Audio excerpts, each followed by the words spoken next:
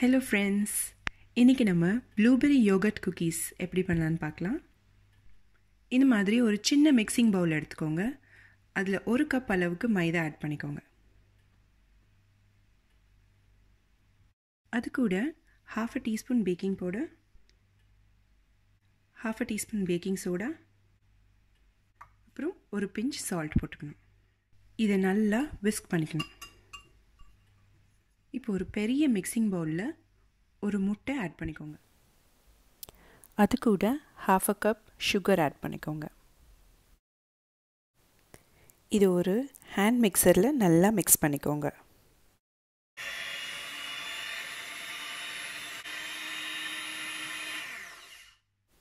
இதோட half a cup Greek yogurt add பண்ணி மறுபடியும் நல்லா பிளெண்ட் பண்ண போகிறோம். ஒரு டீஸ்பூன் லெமன் ஜூஸ் ஆட் பண்ணி மறுபடியும் நல்லா பிளெண்ட் பண்ண போகிறோம். இதில் நம்ம மிக்ஸ் பண்ணி வச்சுருக்க மாவை கொஞ்சம் கொஞ்சமாக ஆட் பண்ண போகிறோம்.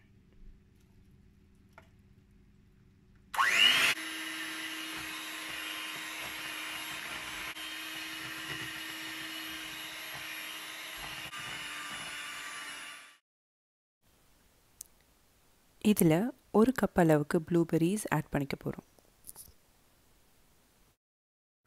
இதை லைட்டாக மிக்ஸ் பண்ணிவிடுங்க. இப்போது குக்கி பேட்டர் ரெடி ஆகிடுச்சு.